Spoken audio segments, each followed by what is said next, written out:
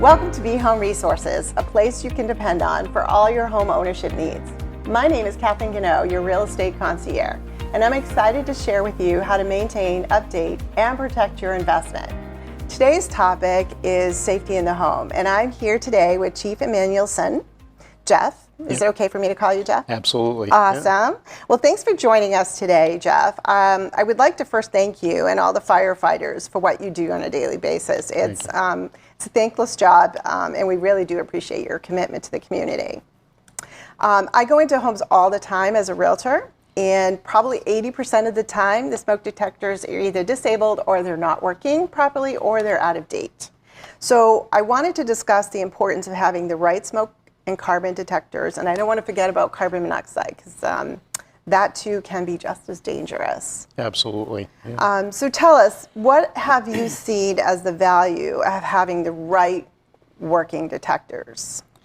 Well, it's important to have the right type of smoke detector, for the purpose. One is make sure that they're working. Make sure that, if they're electrically powered, that they have a battery backup. So in case there's a power failure in the community or in your home. But the other part is that it's the right detector for the purpose. Whether it's in the area of the kitchen or in the basement or in the garage. Whether there are different types of detectors. There are photoelectric detectors. There are ionization detectors. It just detects the products of combustion differently, and will also give you less nuisance alarms based on the use. Right. So can we talk about the photoelectric? That's Sure. the one you put near the kitchens and baths. Correct. Okay. Yeah, the photoelectric actually has to see the smoke particles, so that's why it gives you a little bit less, gives you some less nuisance alarms versus an ionization, which is detecting the heat energy, which will give you some of the nuisance alarms from your oven and things like that, which are just producing heat, not heat that can be dangerous, but just heat in the kitchen.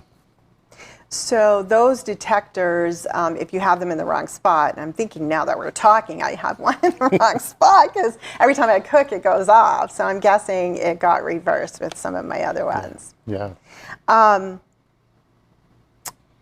Where really should, this is a big question too when we're selling a home, where should the detectors be?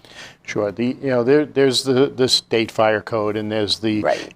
There's best practices and such that that we have for the homeowners and for the real estate agents. That it's on our website because of course, as you know, every real estate transaction requires a smoke detector inspection from the fire department. Right. And we put the supporting documentation on our website to make sure that people can see what those requirements are, and it's based on the year and when the home was built or substantially renovated. Yeah, because it's not just a one-page thing. Correct. Yep.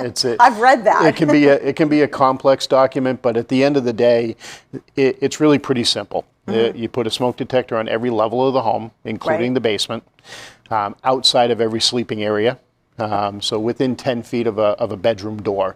So if you have a typical colonial or typical Cape style home, one at the top of the stairs, one at the bottom of the stairs off of the kitchen, and then one in the basement. Right. If you've done renovations, if you've done some partitioning off, you might need a few extra here and there because of that, but that's a good general rule of thumb. Same thing with the carbon monoxide detectors. You have those on each occupiable level of the home as well. Right, and I know codes have changed over the years, and new homes have them in the bedrooms. Is that correct? Correct. Anything really built after the early 90s has smoke detectors within the sleeping areas as well.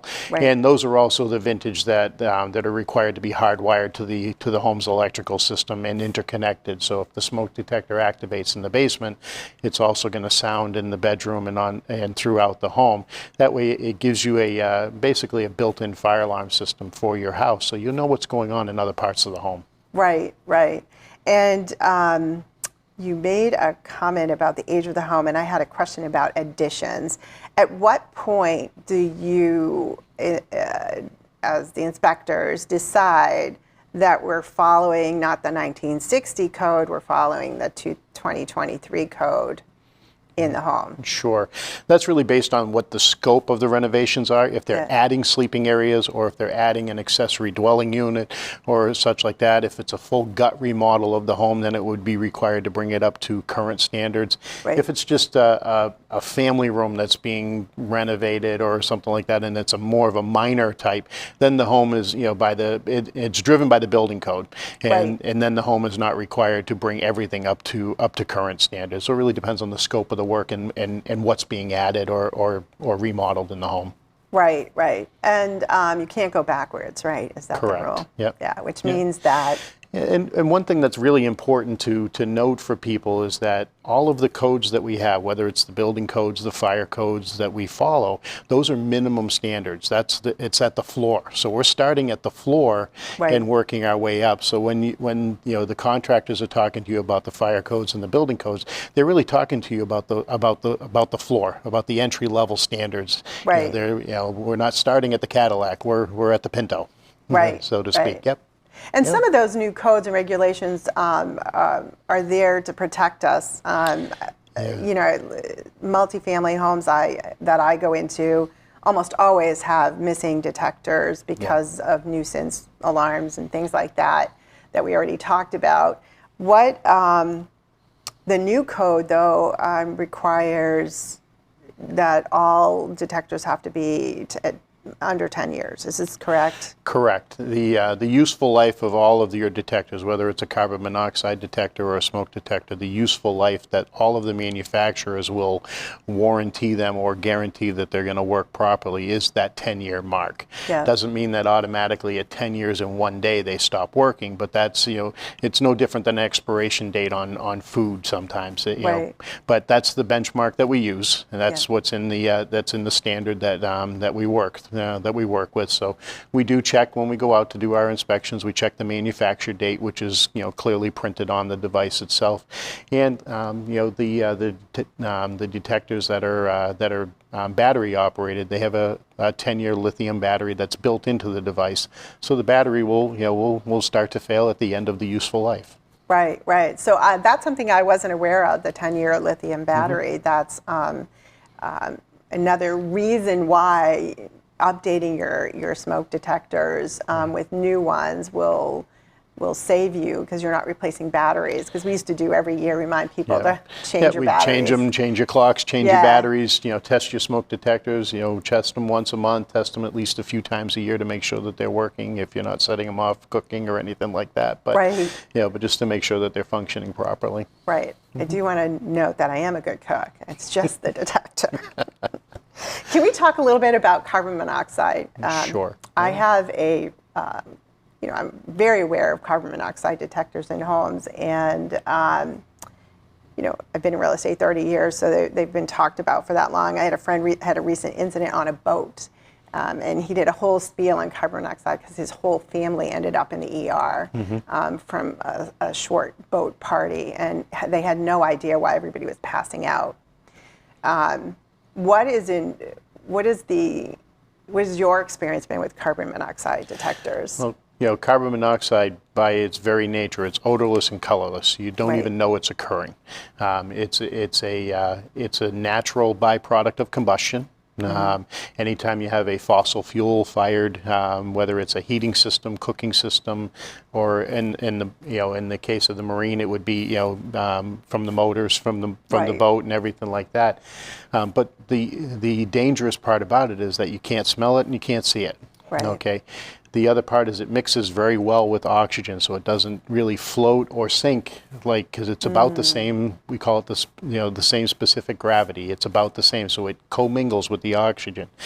And the other part of it with carbon monoxide that makes it so dangerous on the health-wise is that it bonds with your blood, your hemoglobin in your blood, many times more rapidly or easily than oxygen. So it will displace the oxygen in your blood very, very quickly, which is why it's dangerous, and it creates those symptoms, those flu-like symptoms, or sleepy or passing out. And oftentimes people don't know until it's too late. Right. So it's very important, to have those detectors in the home to make sure that they're working properly, especially with the new high efficient systems that we have, the direct vents that don't have chimneys anymore, they vent horizontally versus vertically, and to make sure that those systems are maintained properly, that the emergency shutoffs in those systems are not disabled or bypassed in any way. And that even your older systems that are in the house, to make sure that the boilers and the furnaces are maintained on a regular basis, so that way it reduces the risk that you have.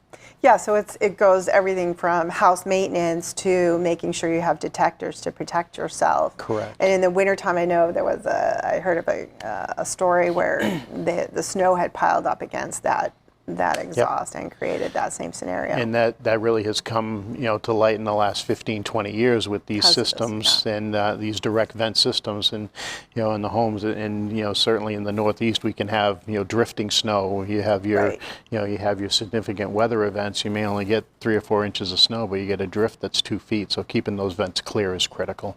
Right. The new smoke detectors today are a combination with smoke and carbon, and those are the 10-year ones. Correct. Yep. So what tips would you have for our viewers as far as keeping safe? If you had to give them 3 tips for keeping safe with smoke and... Well, just safe in general is one is maintenance in the home. Your heating appliances, cooking appliances, things like that. Good safety practices. Some of the more common causes of fires that we have are unattended candles, or misuse of electrical cords, or the false sense of security that people will have from these multi-strip adapters and everything like that. They'll overload those without even knowing. Ooh, that's a good point. We tend to just plug those and we see in. that, you plug if you plug a portable heater into them or a higher draw appliance, you can actually overload a circuit without tripping it because of those surge protectors that are built into it. So those are some of those things to be really careful. And we do see that quite often. And just general good practices. If your home has a garage and you're storing, flammable materials in your garage as your finishing materials, just make sure that they're stored properly and they're stored, separate from other combustibles and everything like that. And just general good housekeeping really goes a long way. Yeah, those are great tips. I really like them because it's things that we have control over. Correct. And we can take care of. Yep. Well, I really appreciate you coming in today and talking with us. Chief Emanuelson has given us some great tips on how to take care of our homes and protect them so that you have an easier job and you don't have to be rushing to that fire. If you have any questions about your smoke detectors or carbon monoxide detectors, there'll be a number on the screen that you can call and get that information that Chief Emanuelson suggested earlier in our conversation. Or you can simply email us at the Gano Group, and we would be happy to point you in the right direction. Thank you again for joining. Thanks for having me here today. You. It's been a pleasure. Thank you for joining us today as well. If you have any ideas or topics for us or any questions about your home, please email us at the address on the screen. We want to earn the right to be your real estate concierge. I would also like to invite you to join us on our Facebook page, Be Home Resources. Again, I'm Kathleen Gano, and I am signing off for today. Be well and live well.